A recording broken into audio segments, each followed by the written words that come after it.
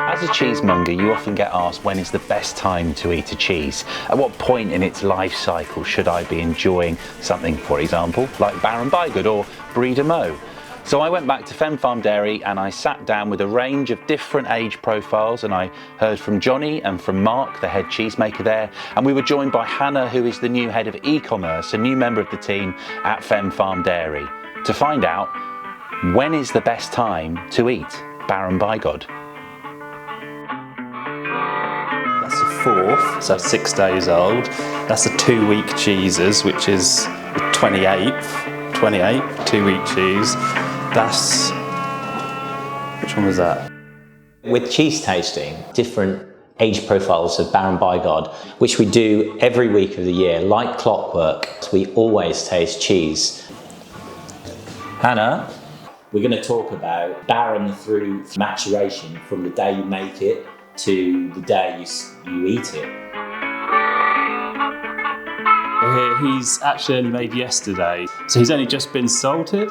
So it's unusual for us to try cheese this young. And an interesting, these are like yeast bubbles, a good sign that the cheese is going to be tasty. So you're looking for sort of the right amount too. Too many could always be. Yeah, there's a certain bubble shape that isn't right, but but these bubbles are good. You do associate them with the French Brie. Very often has that same look. So you see the inside is like it's like cheesecake. Yeah, it does. Yeah. It's already got that rind, which is kind of mostly come from the salt, hasn't it? Yeah. Right. So let's give this a try. So at this point, there's quite a lot of acid there, really, isn't it? And that's what you're mainly getting, isn't it? It's quite drying, isn't it? Yeah, like a sort of sweety, soury milk. And then you get the salt. It's nice and fresh. Still quite wet as well, isn't it? Yeah. Right. That's that one. So this is 6 day old. It's been through the hastener. It's now in the maturing rooms, kept at 11.5 degrees. As you can see, it's just starting to develop its sort of PEC rind here. There's a nice bit of geo around the edges. So can I just ask you a question about what you just said about the PC and the geo? Yeah, so the Penicillium candidilium, you can see here's the white mould starting to come through. And the geotrichum is the wrinkles. You can see more around the edges. Without tasting the cheese, you don't know the direction the cheese is taking you. We can say, is there too much salt? Is it too dry? Is it too wet? Is there too much mould? Is there not enough mould? We can react to the cheese. When the mould is just starting out in life, it brings that particular taste. Really fresh though, isn't it? Really got just like a fresh sort of a slight creamy and salt really there at the moment. I mean, still some acid there. Yeah, but it has that young mould. Yeah. The young mould flavour.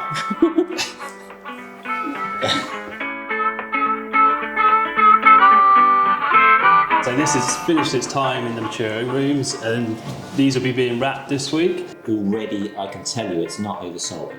Okay, why is that? And this bit, because this here wouldn't grow if that was over-salted. So the wrinkly geo patch there, that's a slightly under-salted part of the cheese. Right. I mean, the salt itself, the percentage of salt that you put on the cheese also encourages this kind of mould to grow. Yeah. So if you put more salt on this cheese, you'd encourage blue mould to grow. Ah, right. And that's why usually blue cheeses have a little bit more salt in them than Bries. Okay. But is that something you played around with a lot to start with? Yeah, after a time, after tasting so many thousand of them, you sort of start to know the level of salt which feels right. And we'll quite often toy with the amount of salt that's going on there. What we don't want to see at this point is too much breakdown just under where the rind has formed. So we're kind of looking for the right speed here. This is about right. We've not got too much. If there's too much breakdown too quickly, what we'll get here is like we'll call it slip rind or slip skin, and that's where it's broke down too quick. All around 28 days, we've got our 3 kilo, which is our largest cheese, our 1 kilo, and our baby cheese. You know, the 3 cheeses, you would think, well, do they all mature at the same age? But actually they don't. The little baby cheese, that's maturing a lot faster. Then obviously following on the 1 kilogram and then the 3 kilogram. Baby cheese is always the fastest to mature, and then these two are kind of on obviously the 3 kilo is a bit slower than the 1 kilo. So this guy here, he's probably got, he's got more penicillium, the white stuff, growing on him. He's going to probably be a touch more salty, possibly. Yeah. This guy, you can see with the wrinkles of the waves we've got on the surface rind here, which is normally a very good sign. This is what Mark termed his copyright of this now. This is trademark. Those waves of joy. Waves of joy. Do you want to see that? So you called it waves of joy. And if you see the waves of joy, you know joy is coming. Okay. So pleasure of eating this cheese is always a good sign. So you still got the curly bit in the middle, but the ratio of paste, the gooey stuff, to the curd is increased. Yeah. Some nice brie flavours coming through with that. Yeah, it's good cheese. Absolutely delicious. Yeah. Let's have a look. It's not tight. The curd's not tight. It's loose and it's breaking down. The rind's a little bit thicker on this as well. I like it though. So this is a good sign here. How when the curd sort of just, when you cut it, it sort of cracks a little bit, but you still got this fluffy thing. So Mark's always generous in his portions. Thank you. Right. Yeah, so it doesn't look as gooey. No. Different again, isn't it? These are all if that's the middle, they're all edged into faster maturing cheese, aren't they? Yeah. At what point would you typically sell these size cheeses? These won't sell now. Now. To the whole. This is the ideal time. Yeah. Give them another fortnight. They really need to be eaten. There's a lot of action. There's a lot of work going on in there. That mould is now a teenager mould. Yeah. So the toddler over here, he's now got going. He's really wanting to go for it. So it's that's creating a lot more energy. So there's a lot more heat and things like that all happening at this point. And if it speeds up too quickly, then the way it matures is in the wrong way, and you get different flavours then. Different everything. It's a bloody nightmare.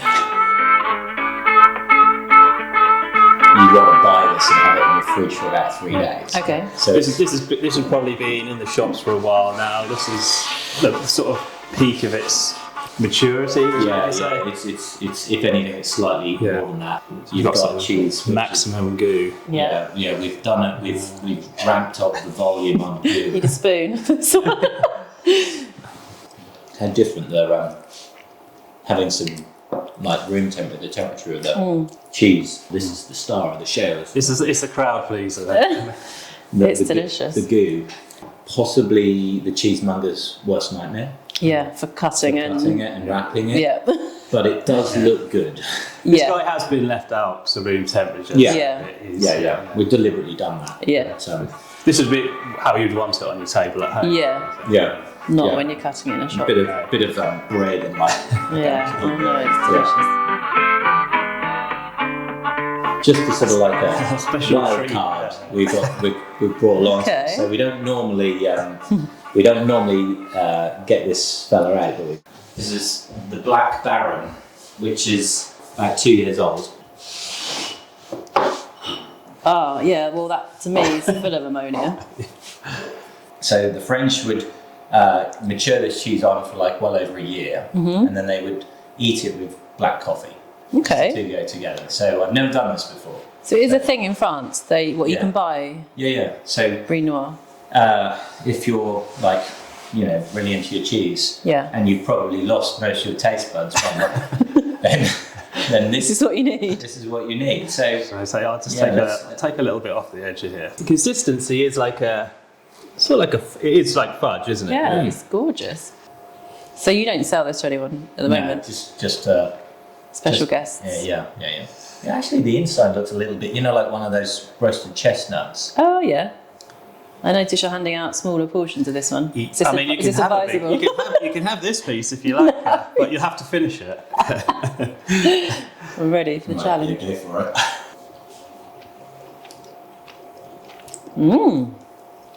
I love it. It's nutty, isn't it? Yeah, it's slightly farmyardy afterwards, isn't it? This is what I've read you're supposed to do. So you've done that in there. And that's really good. Is it? Yeah. God, that really works. I tell you what, it's all right, that. Yeah. You like it? Really, really like it. I'm really surprised. I think it's amazing. Like, The early days was like people expected it to look like fully sort of glossy all the way through, no chalky centre, and that was how it was meant to be. But what we've discovered along the way is that actually the cheese tastes lovely right from the early stages, and it's just the choice of your customers to what age of the cheese do they want to eat it at, because there isn't no right or wrong when it comes to cheese.